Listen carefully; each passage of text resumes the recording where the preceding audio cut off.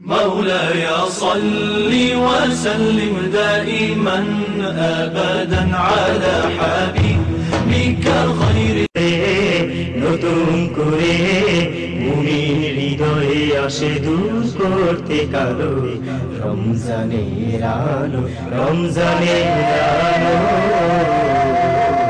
রমজানের আলো রমজানের আলো রমজানের আলো রমজানের আলো রমজানের আলো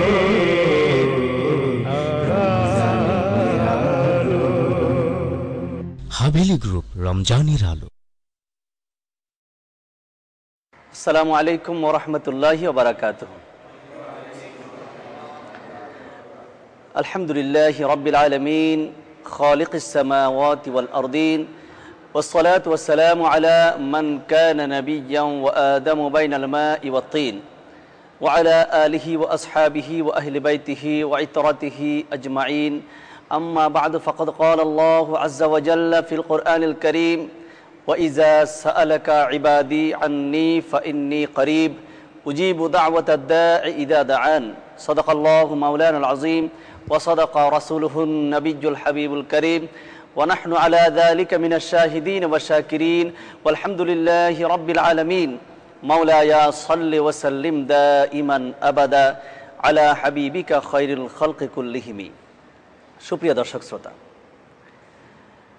আপনারা যে যেখানে বসে আমাদের অনুষ্ঠান দেখতে পাচ্ছেন, হাভেলি গ্রুপ রমজানের আলো অনুষ্ঠান থেকে আপনাদেরকে জানাচ্ছি অনেক অনেক শুভেচ্ছা এবং মোবারকবাদ।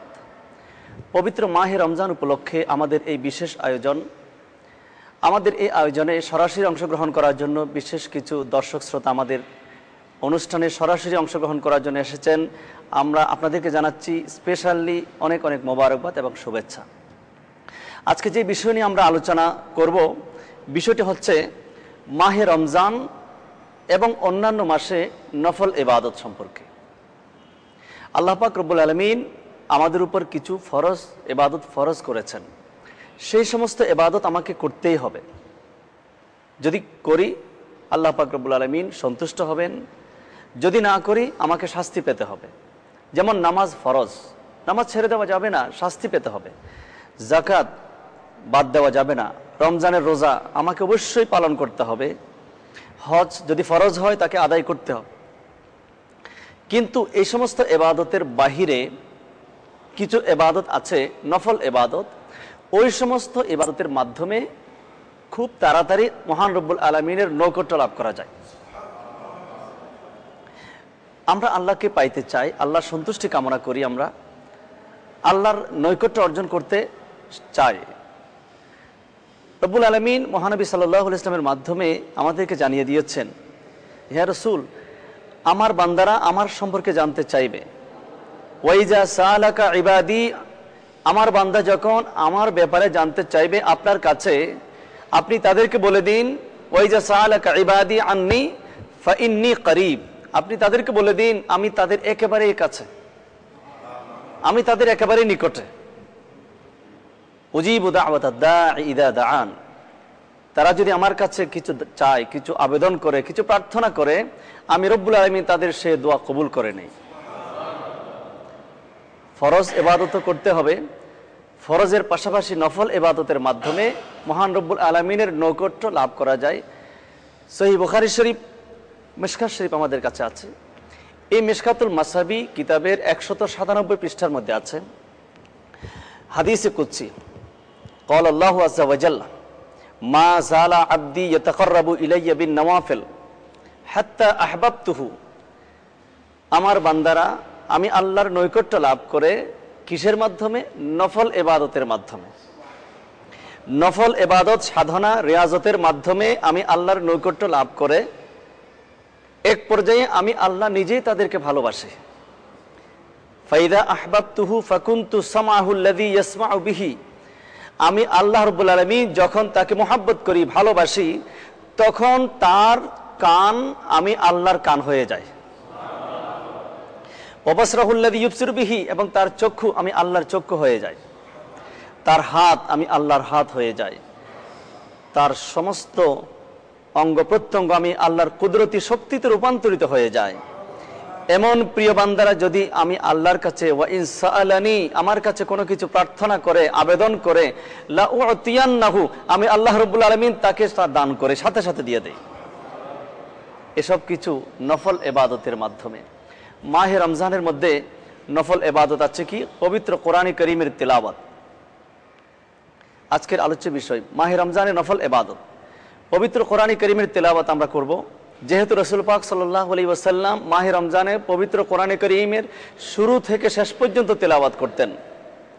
প্রিয় নবী সাল্লাল্লাহু আলাইহি ওয়াসাল্লাম তিলাওয়াত করতেন, হযরত জিবরাইল আলাইহিস সালাম শুনতেন প্রথম থেকে শেষ পর্যন্ত। আর জিবরাইল আলাইহিস সালাম একবার তিলাওয়াত করতেন, নবীজি শুনতেন। ওয়া কানা ইয়াতাবাদারুল কোরআন, পবিত্র কোরআনে কারীমের দৌড় চলতো, দৌড়। নবীজি পড়তেন, জিবরাইল ফেরেশতা শুনতেন, আর জিবরাইল ফেরেশতা তেলাওয়াত করতেন, প্যারা নবীজি শুনতেন পবিত্র কোরআনে কারীম। মাহে রমজানে একটি নফল ইবাদত করলে ৭০টি নফল ইবাদতের সওয়াব। এক খতম কোরআনে কারীম আদায় করলে ৭০ খতম কোরআনে কারীমের সওয়াব। এক রাকাত নফল নামাজ পড়লে ৭০ রাকাত নফল নামাজের সওয়াব। এক রাকাত নফল নামাজ পড়লে এক ৭০ রাকাত, এক রাকাত ফরজের সওয়াব। ১ টাকা দান করলে ৭০ টাকা দানের সওয়াব। ১ লক্ষ টাকা দান করলে ৭০ লক্ষ টাকার সওয়াব। এই হলো মাহে রমজানের নফল ইবাদতের ফজিলত। মাহে রমজান ছাড়া অন্যান্য মাসেও নফল ইবাদত করা যায় এবং আল্লাহ পাক রব্বুল আলামিন নফল ইবাদত করার জন্য উৎসাহিত করেছেন। এমনকি আমার প্যারা রাসূল সাল্লাল্লাহু আলাইহি ওয়াসাল্লাম মাহে রমজান ছাড়া অন্যান্য সময়ে রাতের পর রাত জেগে ইবাদত বান্দেগি করতেন, নামাজ পড়তেন। আয়েশা সিদ্দিকা রাদিয়াল্লাহু তাআলা আনহা পা মুবারক হাত্তা তাওয়াররামাত কদমাহু, নবীজি দীর্ঘক্ষণ দাঁড়িয়ে দাঁড়িয়ে নামাজ পড়তে পড়তে পা মুবারক ফুলে যেত। আয়েশা সিদ্দিকা রাদিয়াল্লাহু তাআলা আনহা নবীজির পা মুবারক টিপতে টিপতে জিজ্ঞেস করতেন, ইয়া রাসূলুল্লাহ, আপনি এত কষ্ট কেন করেন? আপনার তো কোনো গুনাহ নেই, এত কান্নাকাটি কেন করেন? তখন নবীজি জবাব দিচ্ছেন, আফালা আকুনু আবদান শাকুরা, আয়েশা আমি কি আল্লাহর শুকরগুজার বান্দা হব না? নফল ইবাদতের অনেক ফজিলত। ফাতাহাজ্জাত বিহি নাফিলাতাল লাক। আমরা জানি কোন ইন্ডাস্ট্রিতে যারা চাকরি করে তাদের ৮ ঘন্টা ডিউটি, এটা তার ডিউটি, তার ফরজ, এটার এগেনস্টে তাকে বেতন দেবে। এই ৮ ঘন্টা ডিউটির পরে যদি কেউ ওভারটাইম করে, ওই ওভারটাইম করার কারণে তার মর্যাদাটা আরও বেড়ে যায়, তার পজিশনটা বেড়ে যায়, একসময় তার প্রমোশন হয়ে যায়। মালিকের সন্তুষ্টি অর্জন করার সহজ পন্থা হচ্ছে নির্দিষ্ট ডিউটির পরে ওভারটাইম করা। সেই মালিক অবশ্যই তখন মনে করে আমার এই কর্মচারী আমার এই ইন্ডাস্ট্রির প্রতি এতই আন্তরিক, সে নিজের বাড়তি সময় দিয়ে আমার এই ইন্ডাস্ট্রিকে সামনের দিকে এগিয়ে নিয়ে যাচ্ছে। ঠিক একইভাবে নফল ইবাদত এটি একটি ওভারটাইম। এটা আল্লাহ আমাদের উপর ফরজ করেননি, না করলে কোনো শাস্তি নেই। কিন্তু কেন করছি আমরা করছি একমাত্র আল্লাহ রসুলকে খুশি করার জন্য, আল্লাহর সন্তুষ্টি অর্জন করার জন্য। আল্লাহ পাক রব্বুল আলামিন তখনই বলেন, হাত্তা আহবাবতুহু, এই সমস্ত বান্দারা এতদিন আমাকে পাওয়ার জন্য পাগল ছিল, এখন আমি আল্লাহ তাদেরকে সন্তুষ্ট করছি, আমি তাদের উপর খুশি হয়ে গেলাম, আমি আল্লাহ তাদেরকে বন্ধু বানিয়ে নিলাম। সুতরাং আমাদেরকে নফল রোজা রাখতে হবে রমজানের পরে। যেমন শাওয়াল মাসের 6 রোজা আছে। নবীজি ইরশাদ করেছেন, মান সাওমা সিত্তান, শাওয়াল মাসের মধ্যে কেউ যদি মান সাওমা রমাদানা সুম্মা আতবাআহু সিত্তান ফাকাআন্নামা সামাদ দাহরা কুল্লাহ, রমজান মাসের রোজা রাখলো, এরপরে শাওয়াল মাসে গিয়ে যদি কেউ আরো 6টি রোজা রাখে নফল রোজা, নবীজি ইরশাদ করেন সেই যেন সারাটি বছর রোজা রাখলো। এই যে নফল রোজার ফজিলত, প্রতি মাসে 3 দিন 13, 14, 15 আইয়ামে 20 বলা হয়। এই 3টি রোজার ফজিলত এসেছে হাদিস শরীফের মধ্যে। হযরতে সাইয়েদনা আদম আলাইহিস সালাম এই 3টি রোজা পালন করতেন। যাই হোক, আমরা নফল ইবাদত সম্পর্কে আরো অনেক হাদিস শরীফ আছে, আমাদের সময় সংক্ষিপ্ততার কারণে আজকে এতটুকু। এখন আমরা সরাসরি চলে আসব আমাদের বিশেষ আয়োজন প্রশ্নোত্তর পর্বে। আপনারা প্রশ্ন করবেন, কোরআন হাদিসের আলোকে আমরা সেগুলো সলিউশন করার চেষ্টা করব। আপনাদের সেই প্রশ্ন শুধু আপনার না, টেলিভিশনের মাধ্যমে সারা পৃথিবীতে বসে যে সমস্ত লক্ষ লক্ষ দর্শকরা দেখতে পাচ্ছেন, তাদের অনেকেরই প্রশ্ন আপনাদের প্রশ্নের সাথে মিলে যাবে। আমরা তাদের জন্য এবং আপনাদের জন্য সেই সলিউশন দেওয়ার চেষ্টা করব ইনশাআল্লাহ পবিত্র কোরআন এবং হাদিসের আলোকে। ঠিক আছে, এখন আমাদের প্রশ্ন হবে, প্রশ্ন করতে চাইছিলেন একজন। আসসালামু আলাইকুম হুজুর, আমি মোহাম্মদ জাহাঙ্গীর আলম, আমি একজন ছাত্র। আপনার কাছে আমার প্রশ্ন হচ্ছে, নফলের পরিচয় কি? হ্যাঁ, প্রথম প্রশ্ন, নফল ইবাদতের পরিচয় জানতে চেয়েছেন। আসলে নফল শব্দের অর্থ অতিরিক্ত। আল্লাহ পাক রব্বুল আলামিন আমাদেরকে যে সমস্ত দায়িত্ব ফরজ করেছেন, যেমন 5 ওয়াক্ত নামাজ, রমজান মাসের রোজা, যদি সামর্থ্য থাকে যাকাত, যদি শারীরিক সামর্থ্য আর্থিক সামর্থ্য থাকে তার উপর হজ, এই ফরজ ডিউটির পরে যে সমস্ত এবাদতের মাধ্যমে মহান রব্বুল আলামিনের সন্তুষ্টি অর্জন করা যায়, ওই সমস্ত এবাদতকে বলা হয় নফল এবাদত। এক কথায় অতিরিক্ত কাজ, অতিরিক্ত এবাদতকে কি বলা হয়? নফল এবাদত বলা হয়। আশা করি বিষয়টা ক্লিয়ার হয়ে গেছে। এবার নেক্সট কোয়েশ্চেন। আসসালামু আলাইকুম, আমার নাম মোহাম্মদ পান্না মিয়া, আমি একজন ছাত্র। হুজুর, আমি জানতে চাই, আমরা সালাতুল আওয়াবিন নামাজ পড়ি, তো সালাতুল আওয়াবিন নামাজের নিয়মগুলো যদি আপনি একটু বলে দিতেন তাহলে খুব ভালো হতো। হ্যাঁ ভাই, প্রশ্ন করেছেন এক ভাই একটি নফল নামাজের ব্যাপারে। সেই নামাজটি হলো সালাতুল আওয়াবিন। আমরা দেখি অনেক পীর মাশায়েখ, অনেক বুজুর্গানে দিন তাদের তরিকতের একটি আমল হিসেবে সালাতুল আওয়াবিন পড়ার নির্দেশিকা প্রিয় মুরিদানদেরকে দিয়ে থাকেন। এটা হাদিস শরীফের মধ্যে আছে, আল কওয়াইদুল ফিকহিয়া সহ অনেক বড় বড় হাদিসের কিতাবের মধ্যে আছে। ক্বালান নবী সাল্লাল্লাহু আলাইহি ওয়াসাল্লাম, মান সাল্লা সিত্তা রাকাআতিন বাদাল মাগরিবে, মাগরিবের নামাজের পরে কেউ যদি 6 রাকাত নামাজ পড়ে, ইউকালু লাহু আল আওয়াবিন, কেউ যদি মাগরিবের নামাজের পরে 6 রাকাত আওয়াবিনের নামাজ পড়ে, কাতাবাল্লাহু লাহু ইবাদাতা 50 সানাতান, আল্লাহ পাক রব্বুল আলামিন সেই বান্দার আমল নামাতে 50 বছরের সওয়াব লিখে দেবেন।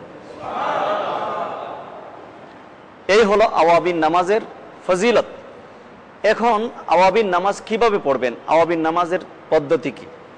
আওয়াবিনের নামাজ 6 রাকাত, 2 রাকাত করে নিয়ত করতে হবে, নওয়াইতু আন উসাল্লি লিল্লাহি তাআলা রাকাতায় সালাতিল আওয়াবিন, সুন্নাত রাসূলিল্লাহ তাআলা মুতাওয়াজ্জিহান ইলা জিহাতিল কাবাতিশ শরীফাত, আল্লাহু আকবার। বুজুর্গানে দিন তালিম দিয়েছেন প্রতি রাকাতে সূরা ফাতিহার সাথে 3 বার করে সূরা ইখলাস শরীফ। হাদিস শরীফে এসেছে কেউ যদি 3 বার সূরা ইখলাস পড়ে তাকে 1 খতম কোরআনের সওয়াব দান করা হয়। সূরাতুল ইখলাস সুলুসুল কোরআন, একবার সূরা ইখলাস কোরআনে কারীমের 3 ভাগের 1 ভাগের সমান। 3 বার সূরা ইখলাস পড়লে আল্লাহ পাক তাকে 1 খতম কোরআনের সওয়াব দান করেন। তাহলে প্রতি রাকাতে যদি 1 বার সূরা ফাতিহা, 3 বার সূরা ইখলাস পড়েন, তাহলে 6 রাকাতের মধ্যে 6টা খতমের সওয়াব পাওয়া যাচ্ছে। সালাতুল আওয়াবিন অত্যন্ত ফজিলতপূর্ণ একটি আমল। আল্লাহ পাক রব্বুল আলামিন আমাদেরকে এখন থেকে নিয়মিত সেই সালাতুল আওয়াবিন আদায় করার তৌফিক দান করুন, আমিন। এবার নেক্সট কোয়েশ্চেন। আসসালামু আলাইকুম, আব্দুল লতিফ ওয়ারি। আমি সালাতুত তাসবিহ নামাজ সম্পর্কে হুজুর আপনার কাছে একটু জানতে চাই। এক ভাই প্রশ্ন করলেন যে সালাতুত তাসবিহ সম্পর্কে।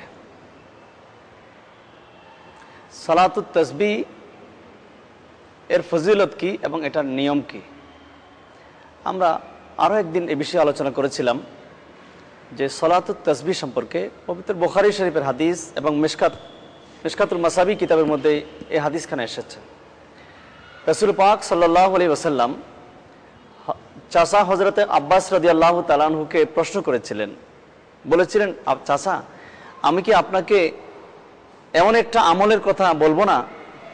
হাল আদুল্লুকুম আলা আমালিন, আমি কি আপনাকে এমন একটা আমলের কথা বলবো না যে আমলটি করলে আপনার দিনের রাতের সমস্ত গুনাহ মাফ হয়ে যাবে, আপনার ছোট বড় সমস্ত বিপদ চলে যাবে? হযরত আব্বাস রাদিয়াল্লাহু তাআলা আনহু বললেন, হ্যাঁ নিশ্চয়ই আমাকে বলবেন। তখন নবীজি সালাতুত তাসবিহ হযরত আব্বাস রাদিয়াল্লাহু তাআলা আনহুকে শিখিয়ে দিলেন। সালাতুত তাসবিহ শিখিয়ে দেওয়ার পরে নবীজি বললেন, আপনি যদি সম্ভব হয় এই নামাজ প্রতিদিন 1 বার করে পড়বেন, যদি সম্ভব না হয় প্রতি সপ্তাহে 1 বার। তাও যদি সম্ভব না হয় প্রতি মাসে একবার পড়বেন। তাও যদি সম্ভব না হয় আপনি প্রতি বছরে কমপক্ষে একবার পড়বেন। তাও যদি কোনো কারণে না পারেন আপনার জীবনে যেন একবার মিস না হয়। এত গুরুত্বপূর্ণ এই সালাতুত তাসবিহ। সালাতুত তাসবিহের নিয়মটা আমি বলবো, আপনারা খুব মনোযোগ দিয়ে শুনবেন। নবীজি একটা দোয়া শিখিয়ে দিলেন, সেই দোয়াটা হচ্ছে এই, সুবহানাল্লাহি ওয়ালহামদুলিল্লাহি ওয়ালা ইলাহা ইল্লাল্লাহু আল্লাহু আকবার। আমি আবার বলছি, যারা টেলিভিশনের পর্দায় দেখতে পাচ্ছেন তারাও খেয়াল করবেন, এই নামাজের ফজিলত সম্পর্কে স্বয়ং রাসূলুল্লাহ সাল্লাল্লাহু আলাইহি ওয়াসাল্লাম চাচা হযরত আব্বাস রাদিয়াল্লাহু তাআলা আনহুকে বর্ণনা করলেন এবং শিখিয়ে দিলেন, পড়ার জন্য তাকিদ দিলেন। কতটুকু গুরুত্বপূর্ণ হলে নবীজি এতটুকু জোর দিয়ে তাকিদ দিয়েছিলেন। দোয়াটা আমি আবার বলছি, সুবহানাল্লাহি ওয়ালহামদুলিল্লাহি ওয়ালা ইলাহা ইল্লাল্লাহু আল্লাহু আকবার। সুবহানাল্লাহি ওয়ালহামদুলিল্লাহি ওয়ালা ইলাহা ইল্লাল্লাহু আল্লাহু আকবার।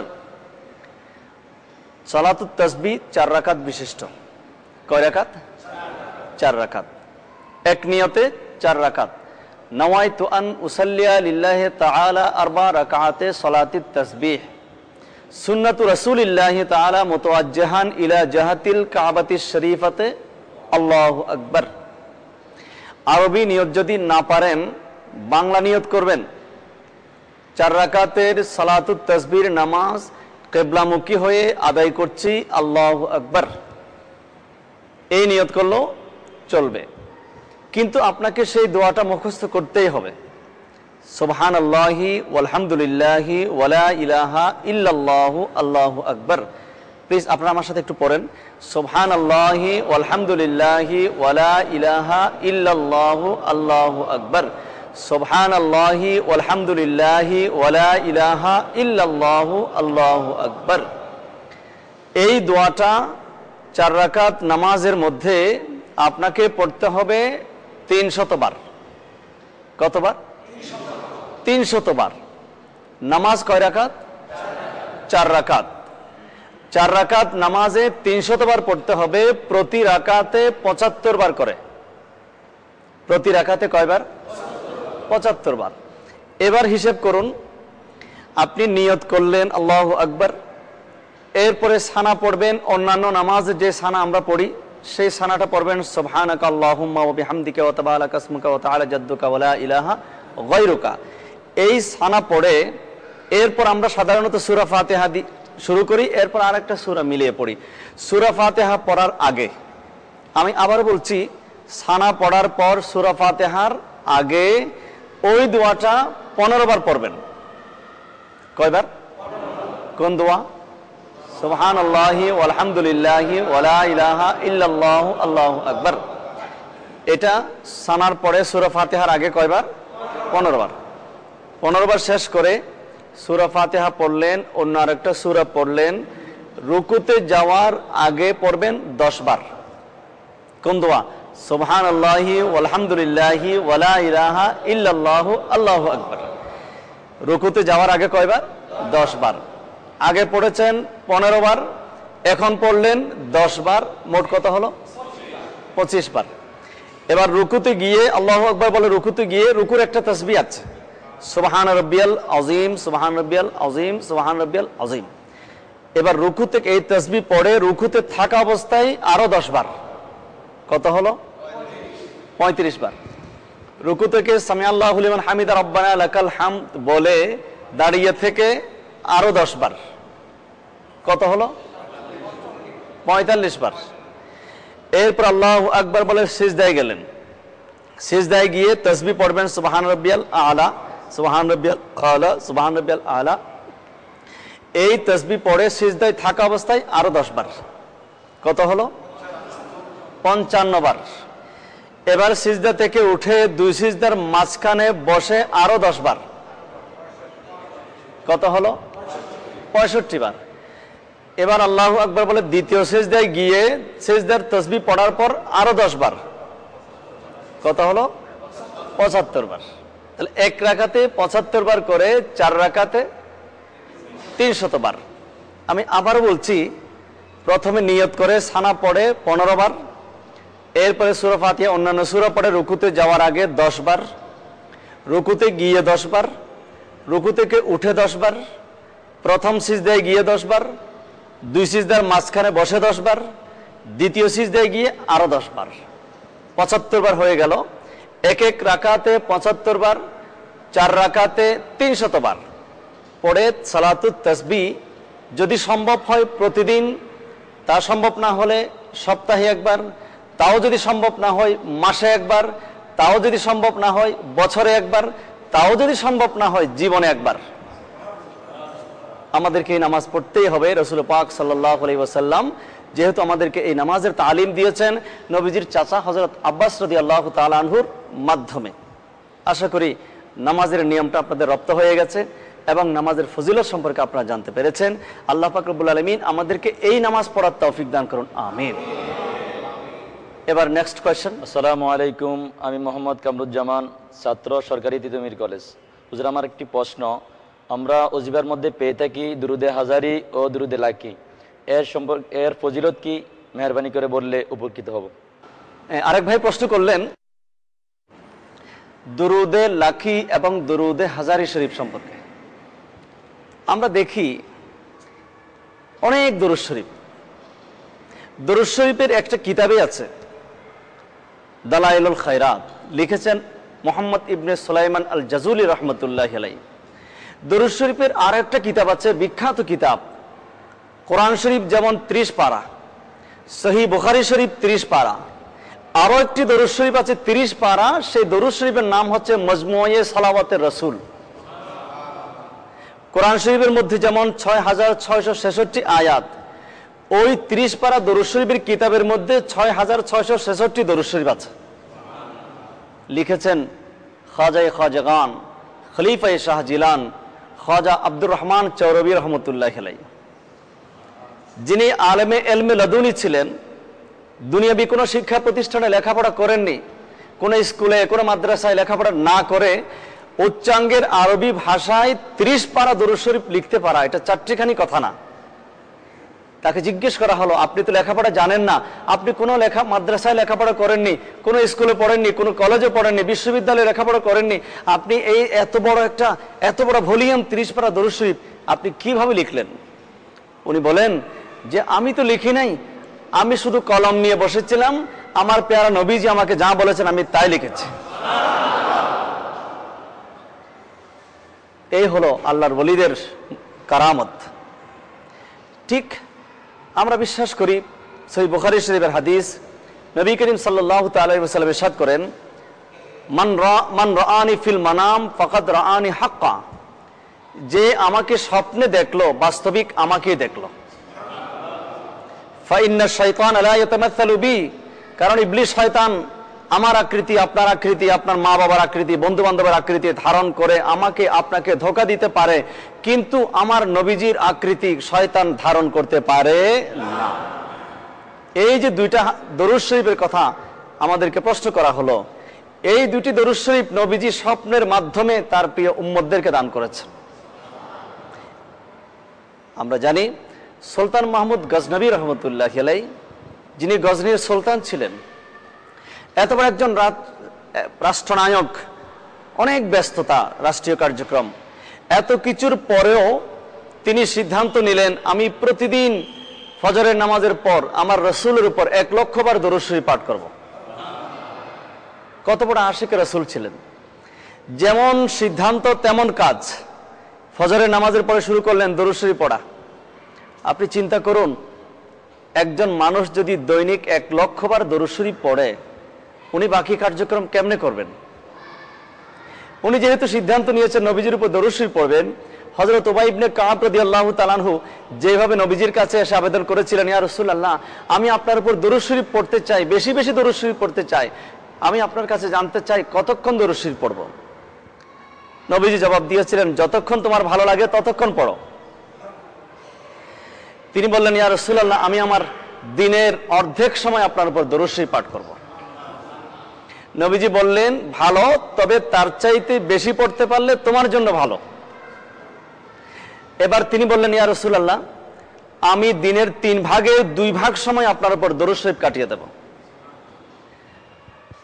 নবীজি বললেন, ভালো, তবে তার চাইতে বেশি পড়তে পারলে তোমার জন্য ভালো। এবার তিনি বললেন, ইয়া রাসূলুল্লাহ, আমি দিনের 24 ঘন্টার মধ্যে প্রয়োজনীয় কাজ বাদ দিয়ে সমস্ত সময়টা আপনার উপর দরুদ শরীফে কাটিয়ে দেন। নবীজি বললেন, তাই যদি হয়ে থাকে তাহলে আল্লাহ পাক রব্বুল আলামিন তোমার অতীতের সমস্ত গুনাহ খাতা মাফ করে দেবেন। হযরত সুলতান মাহমুদ গজনবী রহমতুল্লাহ আলাইহি সিদ্ধান্ত নিলেন, তিনি দৈনিক 1 লক্ষ বার দরুদ শরীফ পড়বেন। ফজরের নামাজের পর থেকে শুরু করলেন দরুদ শরীফ পড়তে পড়তে পড়তে পড়তে দিনের অর্ধেক চলে গেল। ওইদিকে রাষ্ট্রীয় কার্যক্রম সকল কিছু বন্ধ। একজন প্রেসিডেন্ট, প্রধানমন্ত্রী যদি এইভাবে দরুদ শরীফ পড়া শুরু করে, দেশ কি চলবে? ওনার স্পিরিচুয়াল ডেভেলপমেন্ট হচ্ছে, উনি অনেক ফজিলত পাচ্ছেন, অনেক নিয়ামত পাচ্ছেন, কিন্তু রাষ্ট্রের কি হচ্ছে? রাষ্ট্রীয় কার্যক্রম তো চালাতে হবে, সিগনেচার করতে হবে, ফাইল তো সামনের দিকে যেতে হবে। ওনার এমন প্রেম, আবেগ, ভালোবাসা, মোহাব্বত আমার রসুলের দরবারে জানা হয়ে গেছে। সেই রাত্রিতে রসুল করিম সাল্লাল্লাহু আলাইহি ওয়াসাল্লাম স্বপ্নে তার কাছে আসলেন, এসে বললেন, হে সুলতান মাহমুদ গজনবী, তোমার প্রেম, ভালোবাসা, তোমার ভক্তি, তোমার মোহাব্বত আমি রসুলের কাছে মকবুল হয়েছে, গ্রহণযোগ্য হয়েছে, যে এত কষ্ট করে 1 লক্ষ বার দরুদ শরীফ পড়তে গেলে তোমার রাষ্ট্রীয় কার্যক্রমের মধ্যে ব্যাঘাত হচ্ছে, রাষ্ট্রীয় কার্যক্রম চলছে না। আমি তোমার জন্য একটা দরুদ শরীফ উপহার নিয়ে আসলাম, এই দরুদ শরীফ তুমি পড়ো, আল্লাহ পাক রব্বুল আলামিন তোমাকে 1 লক্ষ দরুদ শরীফের ফজিলত দান করবেন। নবীজি স্বপ্নে আসতে পারেন কিনা? এবং নবীজি আশা মানে বাস্তবিক আশা, কারণ মান রাআনি ফিল মানাম ফাকাদ রাআনি হাক্কা। নবীজি সাক্ষ্য করেন, যে আমাকে স্বপ্নে দেখলো সে বাস্তবিক আমাকেই দেখলো।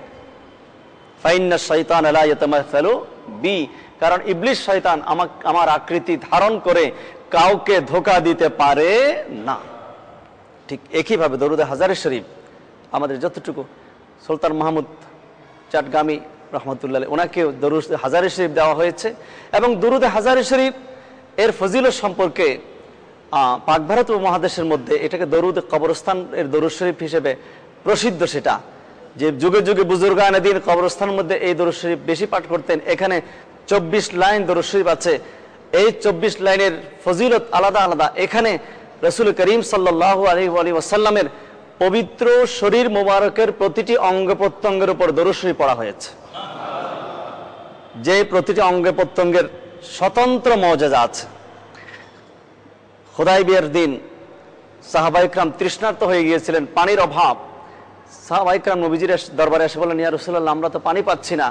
তখন একটা পেয়ালার মধ্যে নবীজি হাত মুবারক এইভাবে ভিজিয়ে এই আঙ্গুলি এইভাবে ছেড়ে দিলেন, আঙ্গুর থেকে পানির ঝর্ণা বের হয়েছে।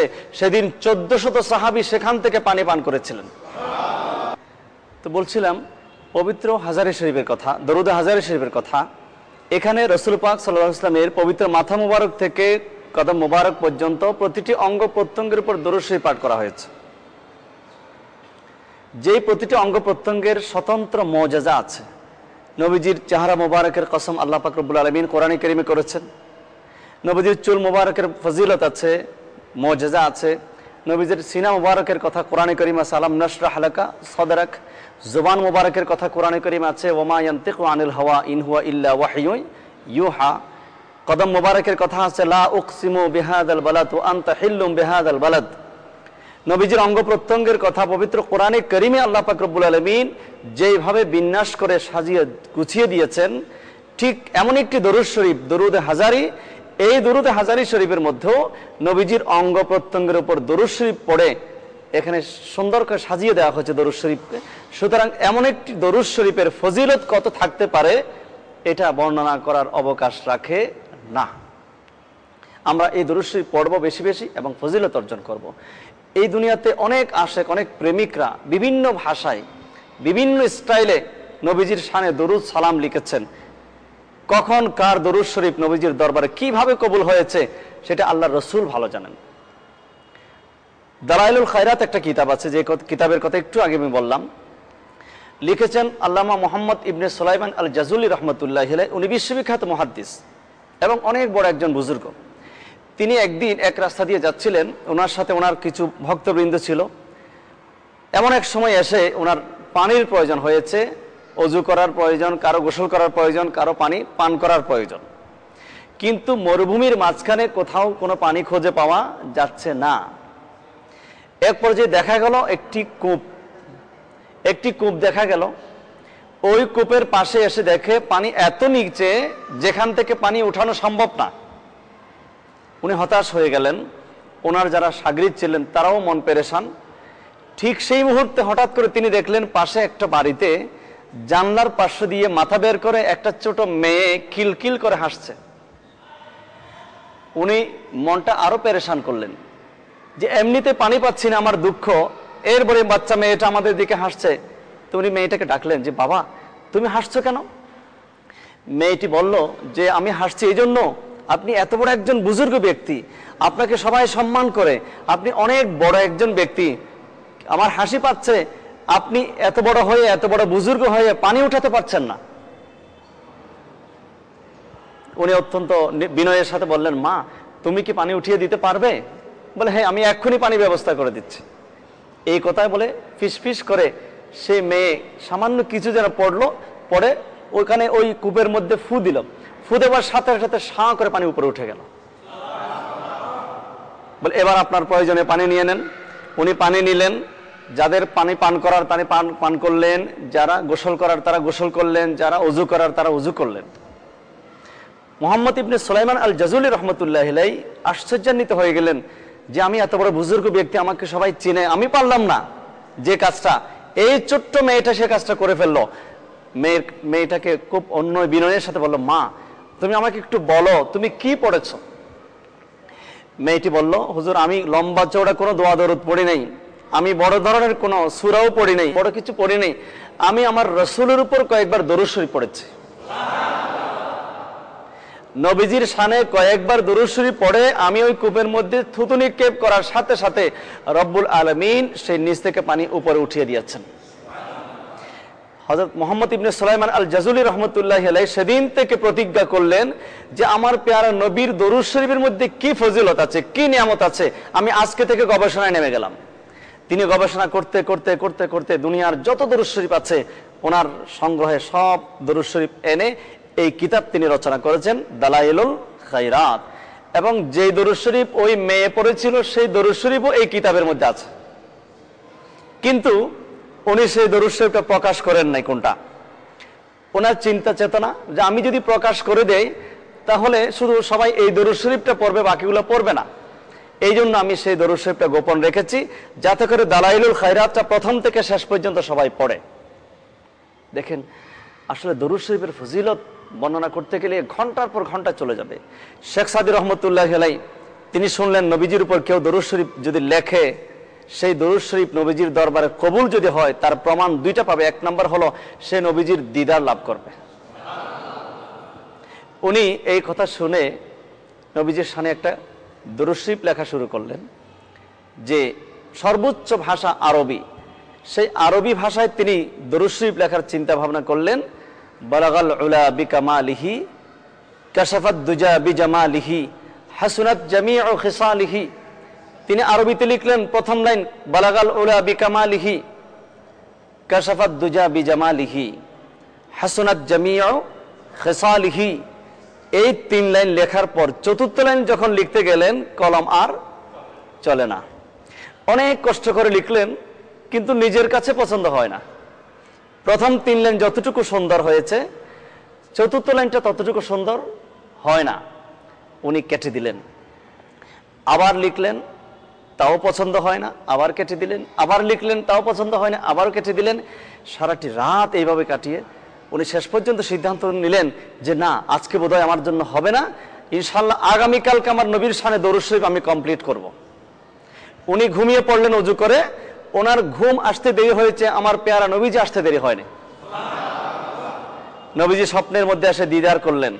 দেখেন পুরস্কার একটা পেয়ে গেছেন যে নবীজি আসলেন, এসে বললেন হে মুসলিউদ্দিন শেখ সাদি, যে প্রেম মোহাব্বত ভালোবাসা নিয়ে আমার উপর দরুদ শরীফ লেখা শুরু করেছ, তোমার সেই প্রেমের সুঘ্রাণ আমার মদিনাতুল মুনাওয়ারা পৌঁছে গেছে। আমি সেখান থেকেই স্টপ করে রেখেছি, তোমার চতুর্থ লাইন তোমাকে লিখতে দিচ্ছি না, কারণ এলেম বন্টনের কারখানা তো আমি রসুলের দরবারে, আমি সেখান থেকে বন্ধ করে রেখেছি। তুমি হাজার চেষ্টা করলে চতুর্থ লাইন লিখতে পারবে না, কারণ আমি রসুল চাচ্ছি যে 3 লাইন তুমি লিখেছ, চতুর্থ লাইন আমি রসুল নিজে লিখে দেব। এই হলো দরুদ শরীফের ফজিলত, দরুদ শরীফের বরকত, নবীর দিদার নসিব হয়ে যায়। যাই হোক, আমরা দরুদ শরীফ সম্পর্কে অনেক কিছু জানতে পারলাম। তো এবার আমরা আরো একটা প্রশ্ন শুনবো। নেক্সট কোয়েশ্চেন কে যেন করতে চেয়েছিলেন? প্রশ্ন, উসিলা একটি বিতর্কিত বিষয়, এই বিষয়টি সম্পর্কে আমাকে একটু ব্যাখ্যা করবেন।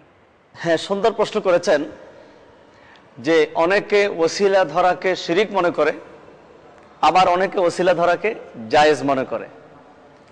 আমাদের সমাধান হবে কে কি বলছে সেটা না, অনেকে বলছে শিরিক, অনেকে জায়েজ, সেটা না।